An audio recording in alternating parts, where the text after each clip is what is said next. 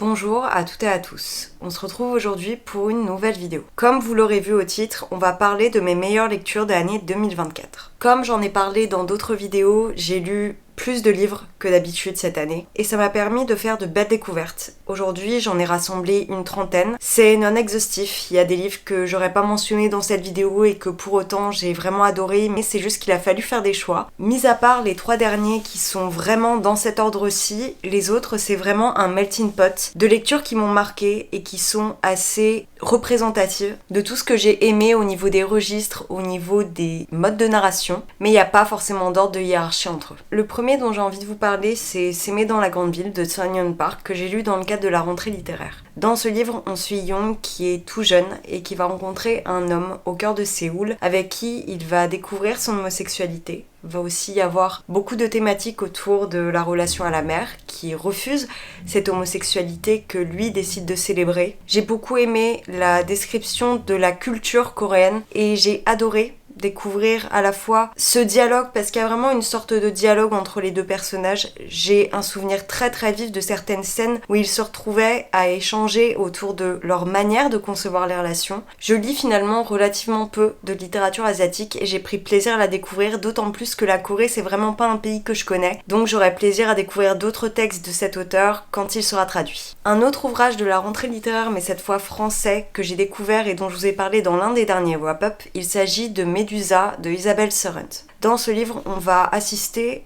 à ce qui se passe après un féminicide. Marianne était une jeune fille de 20 ans qui est morte sous les mains de son petit copain alors qu'ils allaient avoir une relation sexuelle. Et tout l'enjeu de ce livre va être de retracer le dernier souvenir de Marianne. Son frère Liam va à la fois parler, mais on va aussi avoir le point de vue des parents et le point de vue de la meilleure amie de Marianne. Ce que j'ai adoré dans ce livre, c'est qu'il y a un savant mélange entre la cruauté, la passion pour l'écriture de cette jeune fille qui l'a toujours fait vivre en soi et qui est morte bien trop tôt. C'est comme si c'était un talent d'écriture qui était parti avant l'heure de se révéler. Isabelle Sorent a une plume relativement méticuleuse sur les termes qu'elle emploie. Elle ne fait pas tant appel à l'ésotérisme comme le titre le laisserait à songer, mais elle parle bien d'un problème de société assez fondamental et la manière dont les familles le vivent de la part d'un frère, d'un petit frère qui s'est toujours identifié et qui a toujours voulu être proche de sa sœur sans pouvoir y toucher. Moi, c'est un livre qui m'a vraiment marqué. Si vous avez jamais lu Isabelle Sorent, je peux vous conseiller de le lire. Moi, c'était le premier que j'ai découvert d'elle et je ne pense pas m'arrêter en si bon chemin. Ensuite, une autre découverte qui, là encore, parle de violence. Là, il s'agit d'un mémoire, In the Dream House de Carmen Maria Machado. Dans ce livre, l'autrice revient sur une relation lesbienne qui a été délétère, qui a été totalement toxique. Et ce qui est assez impressionnant, c'est qu'on a vraiment la sensation d'être enfermé comme elle l'a été. On suit tout ce que son ancienne copine lui a fait subir dans les moindres actes de violence, que ça soit psychologique ou physique, en toute petite partie, en sous-partie de chapitres. Et il y a quelque chose d'extrêmement englobant mais aussi d'extrêmement poétique dans la manière qu'elle a de représenter la violence. Et ce que j'ai aimé aussi, c'est qu'à la fin, elle nous explique pourquoi elle a écrit ce livre. Il y a très très peu de représentation de violence au sein des couples homosexuels et notamment lesbiens. Et ici, elle a offert la possibilité aux personnes queer de voir que ça existait aussi dans des couples moins reconnus que des couples hétérosexuels de la part de genres qui ne sont pas représentés comme étant les genres violents initialement. Et en plus c'est servi par une plume qui est extrêmement bien menée parce que ces petites parties justement nous amènent à voir quel autre cran de la relation va être dépassé. Moi c'est quelque chose qui m'a vraiment captivée, ça se dévore, bien que ça soit très très dur à lire je pense, surtout si vous avez vécu des choses telles. Mais si par exemple vous ne lisez pas en anglais, je peux vous conseiller de commencer avec celui-ci aussi. Je sais que c'est une question qui me revient très souvent et celui-ci est très abordable bien qu'il traite de sujets très compliqués. Un autre livre que j'ai beaucoup aimé, je l'ai lu aussi dans les derniers mois de l'année, As Young As This de Roxy Dione. Dans ce livre, on va suivre l'histoire de Margot qui, à l'aube de ses 30 ans, se rend compte qu'elle n'a pas la vie de ses amis qui ont à peu près le même âge. Elle n'est pas prête à avoir d'enfants, elle n'est pas sur le point de se marier et elle s'interroge.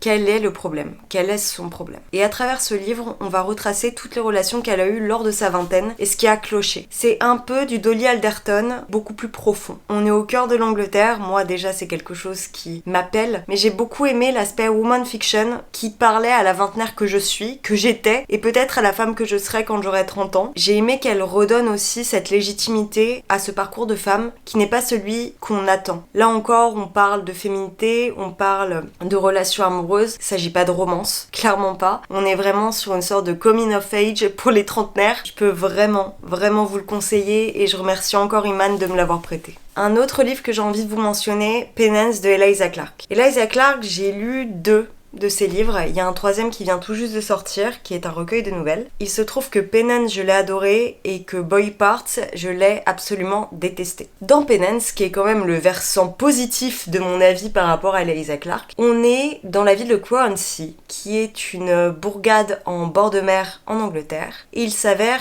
qu'une adolescente a été retrouvée dans les toilettes d'une station-service dans une cabine de plage et elle a été brûlée vive. Et tout ce livre, qui n'est pas un thriller, je tiens à le préciser, va consister à retracer toute cette enquête sous le regard des 4 filles qui sont les coupables, ou du moins qui s'avèrent possiblement être les coupables. Et ce qui est assez intéressant, c'est qu'elle arrive à retracer une ambiance particulière à travers ce livre, où on se pose la question de savoir si ça a vraiment existé ou non. Grâce à un auteur fictif, qui est le narrateur de cette histoire, on va avoir attrait à retracer tous les parcours de chacune au niveau social, au niveau économique. L'autre point qui m'a beaucoup plu, c'est qu'on va aussi s'attarder sur l'atmosphère qui règne dans cette ville, avec toutes les légendes, avec toutes les traditions qui ont attrait, avec toute la population et la manière de réfléchir de ses habitants. Ça m'a vraiment fait penser à la ville dans laquelle j'étais lorsque j'étais en Angleterre. Donc c'est vraiment quelque chose qui m'a captivée sous cet angle. Ça fait beaucoup penser aux livres sur le true crime. Alors moi c'est quelque chose pour diverses raisons qui me dérange un peu. Mais ici ça a été très bien fait. Ce que j'ai adoré c'est qu'il y a un mélange entre des mails, entre des extraits de podcasts. C'est d'ailleurs comme ça qu'on entre dans le récit. Des extraits de blogs. Si vous avez été fan de la période Tumblr très délétère, très toxique, vous allez adorer ce bouquin. C'est pas rythmé au point d'un thriller, mais je trouve que c'est une très belle analyse de ces meurtres qui ont lieu à l'adolescence. Si vous avez lu par exemple Il faut qu'on parle de Kevin de Lionel Shriver, je pense que ce livre vous plaira. Autre livre, Night Beach de Rachel Yoder.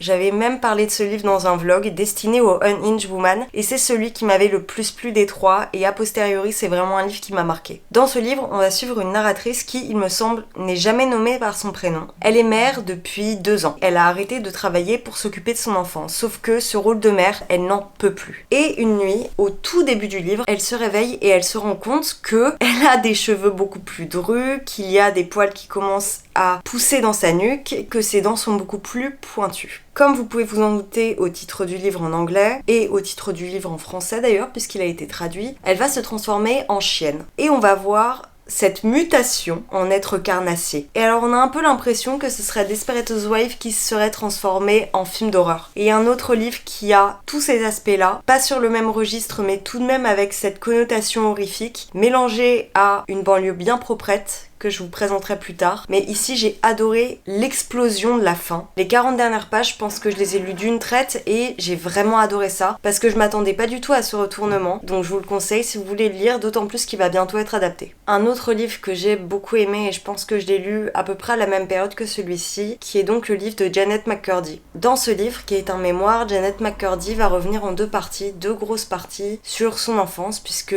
il est possible que vous l'ayez déjà vu sur la série iCarly de Nickelodeon. On a beaucoup entendu parler de ce mémoire, puisque Janet McCurdy a subi des violences psychologiques de la part de sa mère, qui voulait absolument qu'elle fasse de la télévision et qu'elle devienne connue, notamment pour se faire de l'argent sur son dos. Et sa mère était une femme absolument affreuse. Le titre du livre est assez violent. Moi, c'est aussi pour ça que j'ose pas trop le prononcer à voix haute. Ça dit beaucoup aussi de la relation qu'elle a entretenue avec cette figure maternelle, qui l'a totalement détruite. C'est-à-dire qu'à partir de 6 ans, Janet McCurdy, elle a été soumise à des régimes, que, il me semble, elle a été aménorée pendant toute son adolescence, qu'elle vérifiait tout ce qu'elle faisait tout le temps, qu'elle ne pouvait aller que sur la série et c'est tout. Et ça lui a créé d'énormes traumas, que ça soit son rapport à l'alcool, que ça soit son rapport aux relations sexuelles, aux relations amoureuses, que ça soit surtout son rapport à l'alimentation tout court. Si vous souffrez de TCA, je vous le conseille pas du tout, mais alors pas du tout, parce que c'est un truc qui vous prend à la gorge. Mais j'ai rarement eu des émotions aussi vives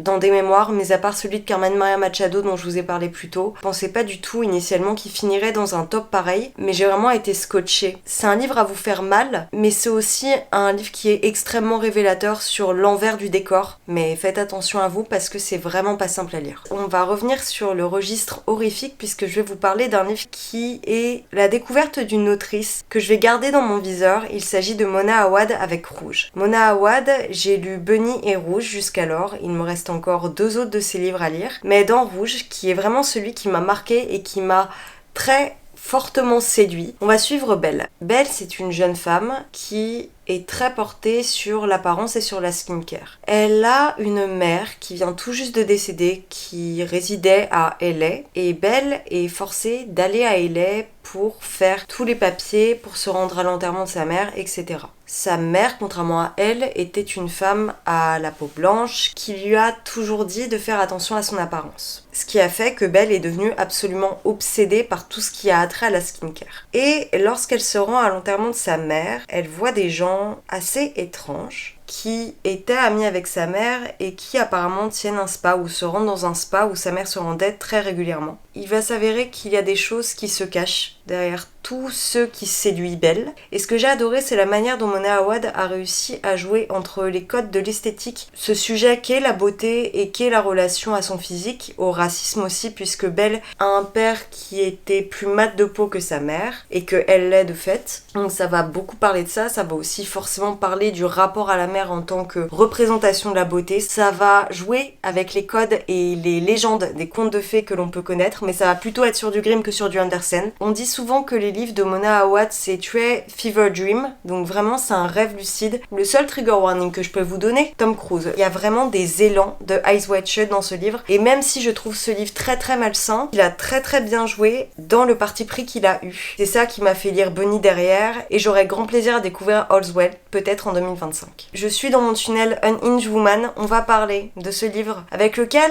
on m'a beaucoup associé cette année étonnamment. Alors oui, ça a été un gros coup de cœur sur le coup. Je suis toujours enjouée à l'idée de ce livre, enfin du moins j'ai un souvenir très très vif de l'attrait que j'ai eu à le lire. J'ai bien sûr parlé de Mon mari de Maud Ventura. Dans ce livre, on suit une femme qui est absolument obsédée par son mari. Elle est amoureuse de lui depuis toujours, ça fait plus de 10 ans qu'elle est avec lui, et elle ne voit la vie, elle ne voit le monde que par lui. Et à travers une semaine, on va voir tous les menus détails qu'elle va saisir, tous les petits actes qu'il va fournir et dont elle va soit user pour se satisfaire, soit user pour se jouer de lui. Alors c'est très lent, mais je trouve que c'est une manière de créer des personnages et de créer une intrigue très très lancinante pour servir son propos. Et à travers ce livre, on dit bien plus que ce côté totalement obsessionnel que la narratrice a et nous fournit à voir. Il y a évidemment la scène de la Clémentine qui a marqué les esprits des personnes qui l'ont lu. Ce que j'ai vraiment aimé, c'est le twist de fin, mais je sais que ça a déplu à beaucoup. Moi, c'est vraiment ce qui a fait que ce livre m'a vraiment marqué. C'est d'ailleurs celui pour lequel j'ai voté pour le prix des lectrices Vox et Proches, dans le cadre duquel j'ai lu Mon mari. J'ai hésité avec le livre que je vais vous présenter à la suite, mais vraiment celui-ci m'a marqué. C'est d'ailleurs celui que j'ai préféré entre Célèbre et lui. Je pense qu'il y a une interrogation du couple qui a été relativement bien menée, et pour avoir entendu Maud Ventura en parler à la suite, j'ai beaucoup aimé la manière dont elle a poussé à trait ces petits éléments qui font qu'une relation prend tant de place dans l'esprit de quelqu'un.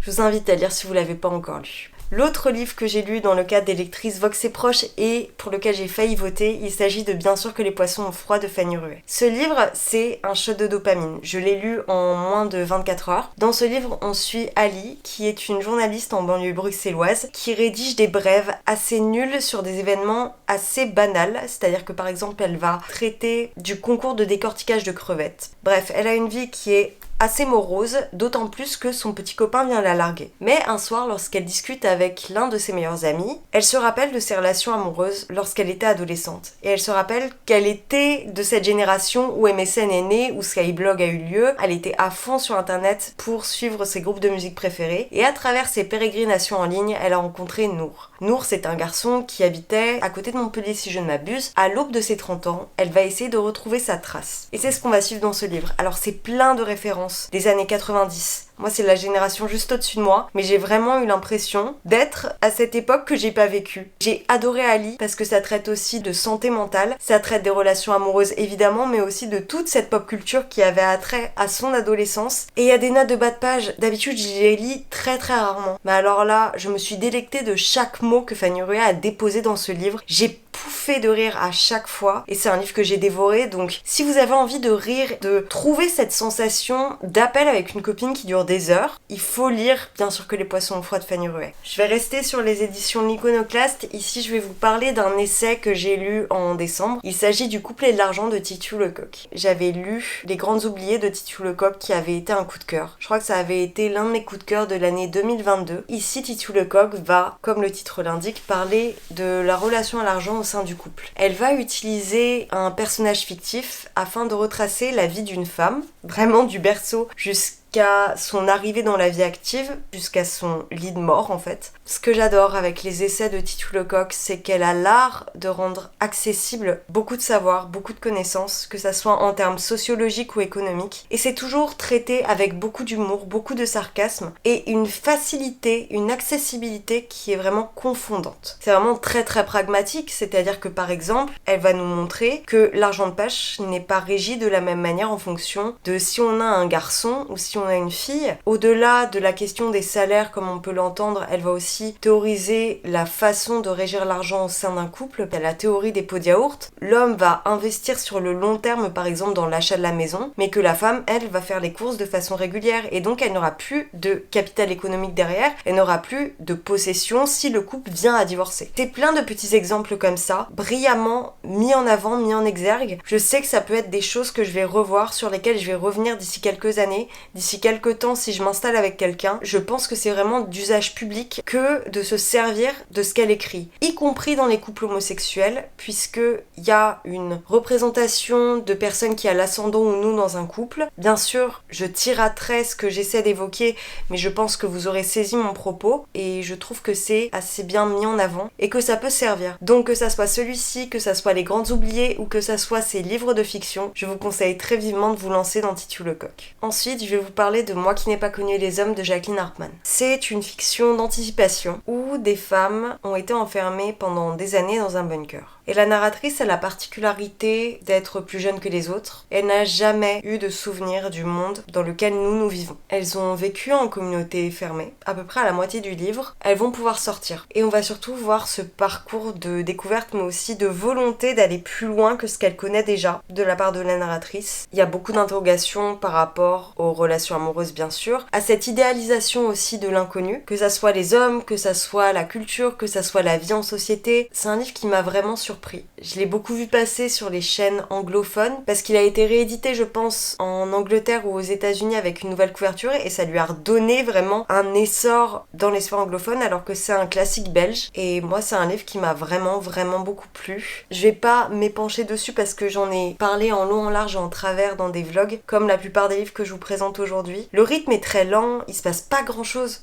Vraiment, il se passe pas grand-chose. Mais ça amène des réflexions. Et c'est ce que je cherche quand je découvre un livre, même lorsque c'est du divertissement. Et c'est ce que j'ai trouvé ici, donc c'est pour ça que je vous en parle aujourd'hui. Je continue en vous évoquant l'autre livre qui a des aspects très Desperate Housewives avec des pointes d'horreur. Il s'agit d'une novella qui n'est malheureusement pas encore traduite en français et je doute du fait qu'elle le soit. Il s'agit de Comfort Me with Apple de Catherine M. Valent. Dans ce livre, on suit une protagoniste principale qui a un mari qui est parfait, qui vit dans un quartier qui est parfait. Elle adore sa maison. Tout est beau, tous ses voisins sont gentils, sauf que son compagnon est très absent à cause de son travail. Et elle se retrouve toute seule dans cette grande demeure. Et un jour, elle découvre qu'il y a des objets qu'elle n'avait pas laissés à certains endroits, notamment une brosse à cheveux qui ne lui appartient pas et qui est restée dans une commode. Elle commence à s'interroger par rapport à toutes ces choses qui apparaissent sans qu'elle ne sache pourquoi. Et on va avancer dans cette histoire que je qualifierais comme du vernis qui se délite. Le mieux, c'est que je vous lise la review que j'avais faite sur Goodreads parce que je trouve qu'elle représente assez bien ce que j'en avais pensé sur l'instant. Prenez Desperate Housewives, Barbe Bleue, The Good Place et le Troisième Testament et vous y êtes. J'ai été happée dès le début. C'était comme un cours d'eau tranquille qui m'a explosé d'un coup en plein visage. Quelle fable horrifique étrange,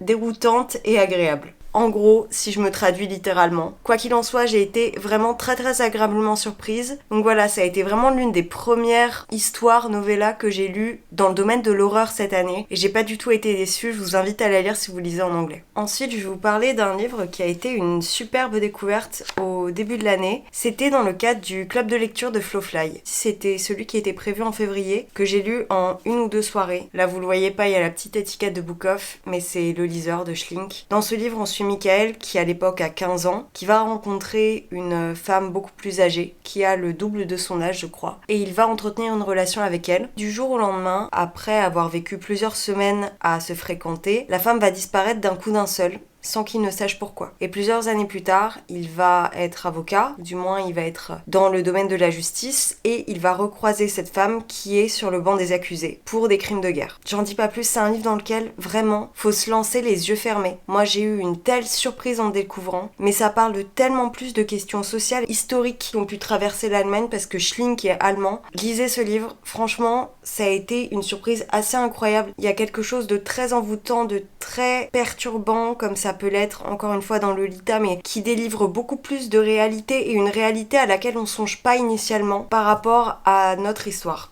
Je vais rien dire de plus, je vais m'arrêter là, mais il faut vraiment le lire si vous ne l'avez pas encore fait. Je vais continuer à vous parler de classiques modernes en vous parlant de Fahrenheit 451 de Ray Bradbury. Dans ce livre, on est dans un monde où vit Montag. Montag est pompier. Dans ce monde, les pompiers n'éteignent pas les feux mais les allument. Et en l'occurrence, ils brûlent des livres. Montag est donc pompier initialement et il agit sans réfléchir, sans se poser la question. Il fait juste ce qu'on lui a demandé. Jusqu'au moment où il va se rendre chez quelqu'un qui possède beaucoup de livres et qui va vouloir brûler, et cette femme va être tant accrochée à tous ses ouvrages qu'il va commencer à s'interroger et qu'il va en voler un, et on va le suivre dans cette opposition au régime auquel il appartient. C'est une dystopie qui a pris beaucoup plus d'ampleur dans ma tête, notamment depuis tout ce qui se passe politiquement, enfin les grands événements politiques de cette année. On en a vu des vertes et des pas mûres, et on a vu des gens brûler des livres, aux États-Unis notamment. Moi c'est un truc qui me heurte, ça me touche, mais je pense que c'est le cas de toute personne qui aime la littérature et qui a pas envie de voir une réécriture de l'histoire. Fahrenheit 451, je crois, a été retiré de certaines bibliothèques publiques là-bas. Ça en dit déjà beaucoup et je suis tellement heureuse de l'avoir lu parce que ça faisait des années que je voulais m'y mettre, que je suis absolument fan de 1984 et du meilleur des mondes et que j'avais peur que celle-ci ne me heurte pas autant, et pourtant ça a été le cas. Donc si vous-même vous en avez un peu peur, si vous ne l'avez pas encore lu, je peux que vous inciter à les lire parce que c'est un classique moderne qui est très très révélateur de certaines mouvances politiques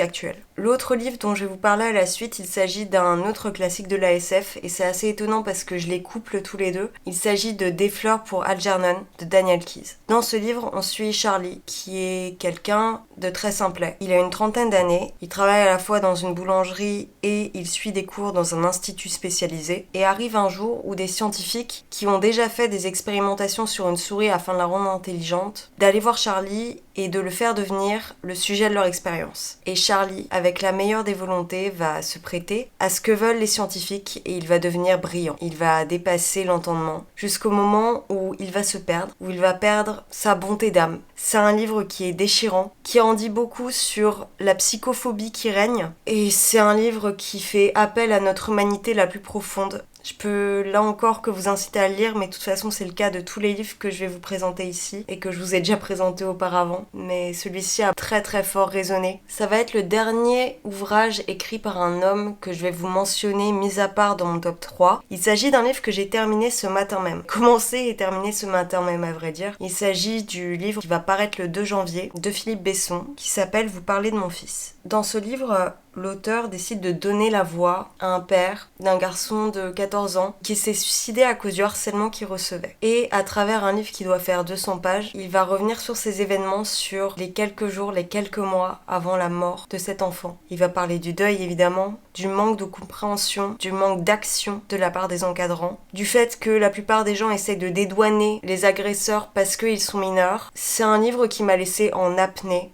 J'ai été mal, mais je pense que c'est un livre qui est pour le bien commun, qu'il faut donner aux enseignants.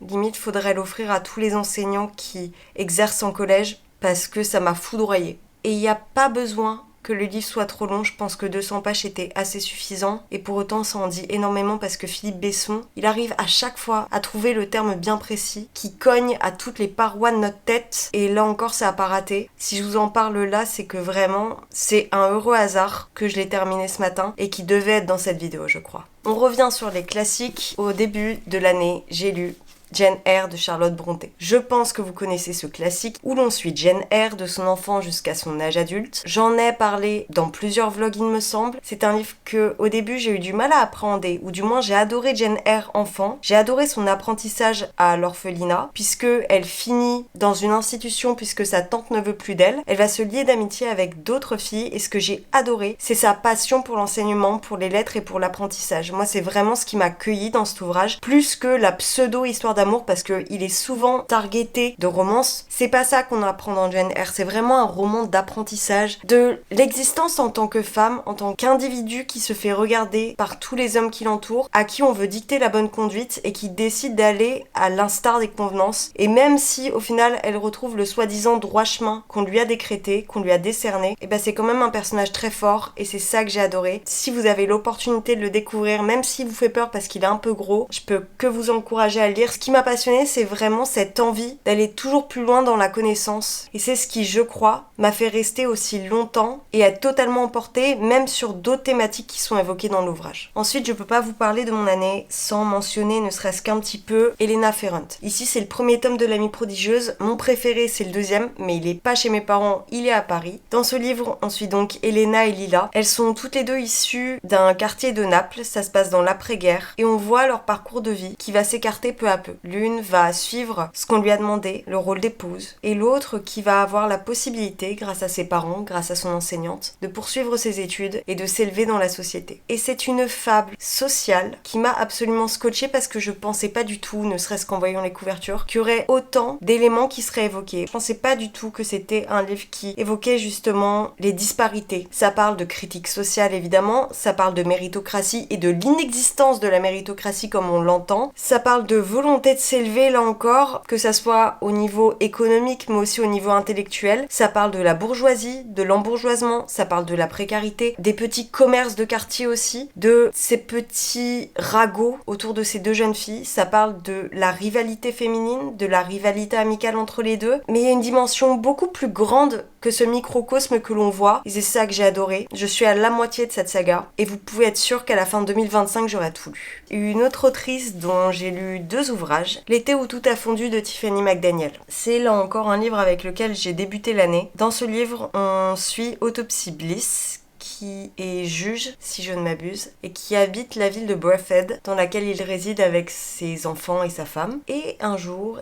il met une annonce dans le journal en convoquant le diable. Et il ne pensait pas que ce dernier viendrait, encore moins dans la peau d'un enfant. Sal arrive et se joint à leur famille. Il fait connaissance et il devient ami avec l'enfant de Autopsy et il voit en quelque sorte l'adopter. On va assister à tout ce qui se passe dans cette communauté fermée. Il va se passer des choses qui relèvent quasi du réalisme magique. C'est quasi une fable. Ce que j'ai adoré dans cet ouvrage, même si ça fait loin maintenant, c'est toute l'interrogation qu'il y a autour de la religion. Puisque au début de chaque chapitre, il y a des citations de Milton et ça met en exergue de tout ce qui va se passer au sein de la partie qu'on va lire à la suite. Et ça a donc été le livre par lequel j'ai découvert Tiffany McDaniel. Je pense que si vous avez lu Betty, vous verrez de quoi je parle, mais c'est des personnages qui nous habitent. Je me rappelle que plusieurs semaines après avoir écouté l'ouvrage, les personnages me restaient et je me sentais vide sans eux. Je pensais pas que ça allait me plaire à ce point-là. Mais ici, il y a vraiment quelque chose qui relève de l'imaginaire et qui m'a vraiment happée. On va passer sur un livre qui est un essai. Là encore, j'ai lu 2 livres de cette autrice qui est aussi journaliste et je pouvais pas parler de mon année 2024 sans la mentionner. Il s'agit de Salomé Saké. Le livre dont j'ai envie de vous parler, c'est Sois jeune et tais-toi. Je vous ai beaucoup parlé de Résister, je pense que vous l'avez lu, ou du moins si vous ne l'avez pas fait, courez le faire, ça coûte 5 € en librairie. Mais dans Sois jeune et tais-toi, Salomé Saké va nous aider, nous les jeunes, à prouver aux plus âgés, et notamment aux personnes un peu réac, que nous ne faisons pas preuve d'un manque de volonté. Non, ce n'est pas qu'on n'a pas envie de travailler. Non, ce n'est pas qu'on est bon à rien. Non, on ne reste pas sur nos téléphones. Non, on ne se plaint pas continuellement. C'est pas un plaidoyer, mais moi je me suis sentie guérie en lisant ce livre parce que grâce à des sources, grâce à des statistiques, à des enquêtes, à des interviews, Salomé Saké va mettre en avant tout ce qui ne va pas dans nos sociétés et à quel point ça nous impacte nous. Et ça a vraiment été quelque chose qui m'a fait du bien. Je sais que ça peut déprimer bon nombre de personnes, mais moi ça m'a validée dans le fait de me dire ok, c'est normal si je vais pas bien. Elle va expliquer pourquoi beaucoup de jeunes sont tombés en dépression, pourquoi beaucoup de jeunes ont eu des problèmes économiques, pourquoi il y a eu plus de jeunes qui sont allés à la la soupe populaire par exemple. Bien que de ce que je vous en dise ça ait l'air déprimant, je trouve qu'il y a toujours une lueur d'espoir. Et j'ai adoré la morale finalement de cet essai, et j'ai adoré l'essai en lui-même parce que c'est pas comme si elle nous laissait comme ça, les bras ballants, elle nous donne des clés en main. Que ça soit dans celui-ci ou dans Résister, il y a vraiment un appel à se lier, à créer du lien social, et c'est ce que j'aime dans ces essais. Donc je vous invite très vivement à l'écouter parce que c'est elle qui le lit ou à l'acheter en librairie, d'autant qu'il est paru en poche. Là on arrive dans le vif du sujet, à savoir le top 5. On va se lancer tout de suite parce que j'ai déjà bien parlé. Le 5e livre, c'est un livre qui n'est pas du tout de saison, mais lorsqu'on sera en été, je vous conseille très vivement de le lire. 7 Days in June de Tia Williams. Ce livre est targeté de romance, pour moi c'est bien plus que ça. Dans ce livre, on suit Eva et Shane, qui sont tous deux auteurs, lui plutôt de literary fiction et elle de romance, de romantasy. Ils vivent tous les deux leur vie, elle a un grand succès, lui aussi mais dans des sphères tout à fait différentes. Jusqu'au moment où il va y avoir un événement littéraire à New York et ils vont se retrouver par hasard. Et ils ont été amoureux lorsqu'ils étaient adolescents et du jour au lendemain ils se sont séparés, nous on sait pas pourquoi, on l'apprendra au fur et à mesure. Et c'est tellement plus que le pitch de départ. Eva,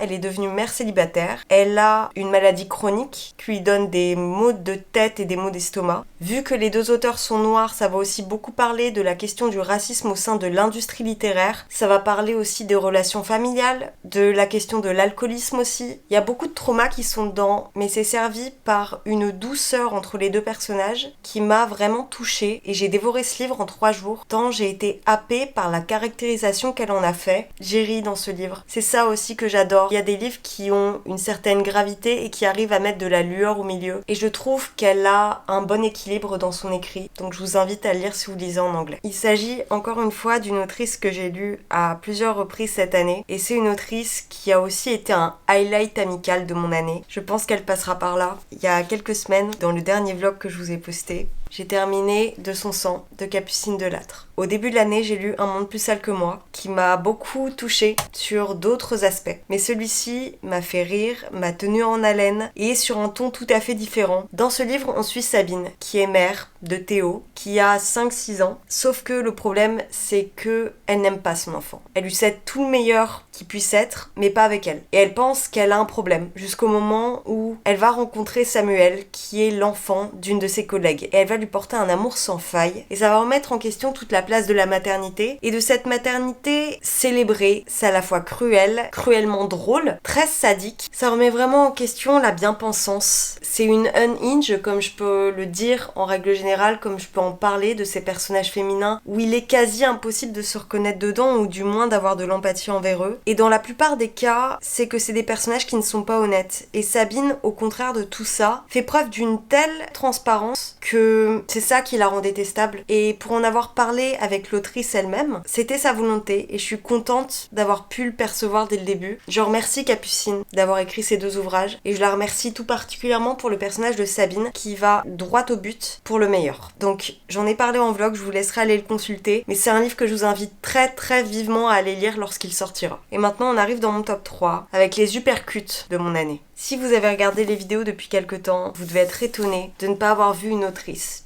dont je vous parle très régulièrement. J'ai découvert ces 2 ouvrages cette année, Cléopâtra et Frankenstein, de Coco Mellors. Dans ce livre, on suit Cléo et Franck. Elle vient tout juste de terminer ses études. Elle est anglaise. Lui est quarantenaire, publicitaire, un peu désenchanté. Ils se rencontrent lors d'une soirée de Nouvel An et ils vont commencer à se fréquenter jusqu'au moment où Cléo n'aura plus son visa. Et afin qu'elle puisse rester sur le territoire, elle va épouser Franck. Et on va suivre cette relation, mais au-delà de ces 2 personnages, on va surtout découvrir une galerie d'individus autour d'eux, d'un microcosme de personnes très privilégiées. J'ai adoré voir New York sous leurs angles, j'ai adoré questionner les relations amicales, familiales. Il y a toute une question de l'amour dans ce livre, mais il y a surtout une question des traumas, des addictions. Je trouve qu'elle le traite extrêmement bien, que ça soit dans celui-ci ou dans son 2e. Celui-ci m'a heurtée parce que je pensais pas du tout découvrir ça. Ça a été une grosse traîne TikTok fut un temps et je sais qu'il y a eu des avis assez partagés. Pour moi c'est une satire sociale, c'est une satire oui des addictions, de ce que ça fait au sein des relations humaines, de ce que ça fait au sein des relations à soi-même, mais ça va aussi évoquer la question de quel parcours de vie on souhaite. Et ce que j'ai adoré c'est que vraiment on a des chemins très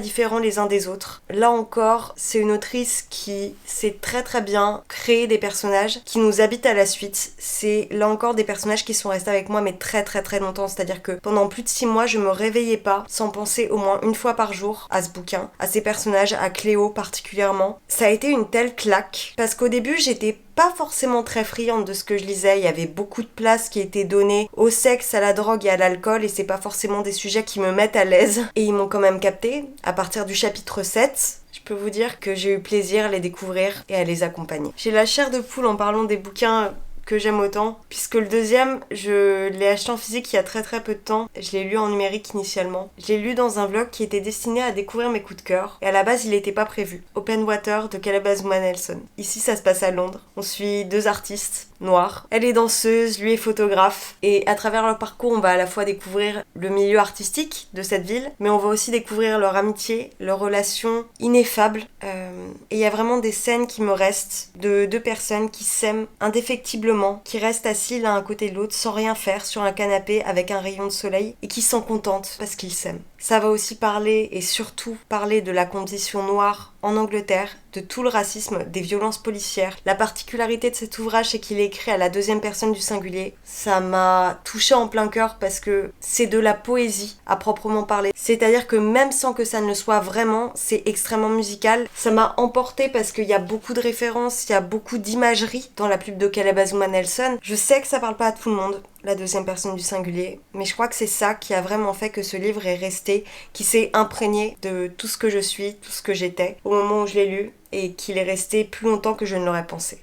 Mon Empire romain de cette année, là encore, c'est un livre qui est absolument imprévu. Pour vous dire, je l'ai eu en ARC, en advance copy, sur NetGalley Angleterre, et que je l'avais déjà vu passer, mais j'avais pas vu trop d'avis. Et j'avoue que la republication avec cette nouvelle couverture m'a vraiment charmée. Et effectivement, s'il se retrouve là, c'est que c'est mon livre préféré de l'année. Il s'agit d'un premier roman qui est Adélaïde, de Geneviève Wheeler. Comme beaucoup de livres que je vous ai présentés, ça se passe à Londres. On suit Adélaïde, qui a 26 ans, qui au début du livre se rend à l'entrée d'un hôpital et qui demande à être internée dans la cellule psychiatrique de cet hôpital. On va apprendre que si elle demande à être suivie, c'est parce qu'elle a vécu une relation délétère avec un homme qui s'appelle Rory. Et à travers ce livre, on va faire le chemin inverse. On va remonter sur la relation qu'ils ont entretenue, sur la relation antérieure qu'a eue Adélaïde avec son ancien compagnon, sur l'ancienne copine de Rory. Tout va s'intégrer l'un à l'autre de façon très méticuleuse et très bien faite, mais on va aussi comprendre ce pourquoi elle en est arrivée là, à quel point elle a souffert, à quel point c'est aussi une question d'estime de soi, de conscience de soi, que d'accepter certains actes, certaines actions. C'est une personne qui est extrêmement dévouée envers ses proches et envers lui d'autant plus. Elle va totalement s'oublier, elle va vivre que pour lui, que pour son attention. Il va l'ignorer pendant des semaines. Il va faire comme si elle n'existait pas et pour autant elle va continuer à y croire, à se donner de l'espoir, à relater cette relation comme si c'était réciproque.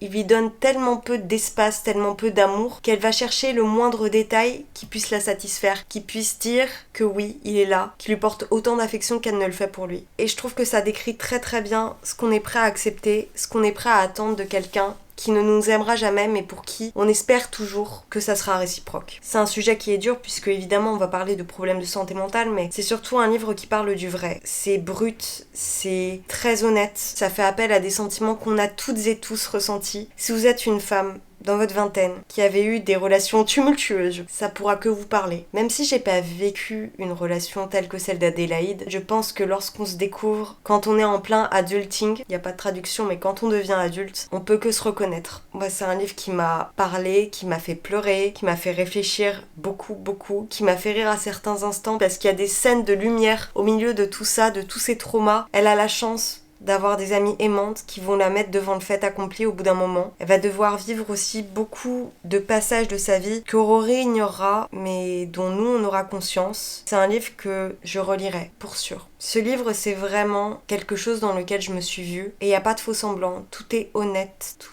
est vraisemblable aussi, dans ce qu'il y a de plus banal, dans ce qu'il y a de plus authentique et dans ce qu'il y a de plus dur aussi, parce qu'il décrit la vie, le quotidien et les traumas comme on pourrait les vivre. Je sais pas si je serais très perspicace, j'ai la gorge nouée rien qu'en en parlant. Quoi qu'il en soit, je vous invite à le lire si vous lisez en anglais. Je sais pas s'il sera traduit, mais voilà. Parmi tous ces livres, celui qui me restera plus que tous les autres. J'en ai terminé avec ce bilan de toutes mes lectures de l'année. J'ai lu plus de 200 livres et voici la trentaine qui est restée. C'est aussi très contextuel le fait que j'ai découvert autant d'ouvrages. Ça sera sûrement pas la même dans les années à venir. Pour l'année 2025, je souhaite pas forcément lire autant. C'est surtout de lire les livres que j'ai déjà, de faire de belles découvertes, lire des livres qui me correspondent et de continuer cette poursuite dans la literary fiction. Si vous en avez d'autres à me conseiller, n'hésitez pas à me le dire. Dites-moi quels sont les livres qui vous ont vraiment touché cette année, vos préférés, votre top.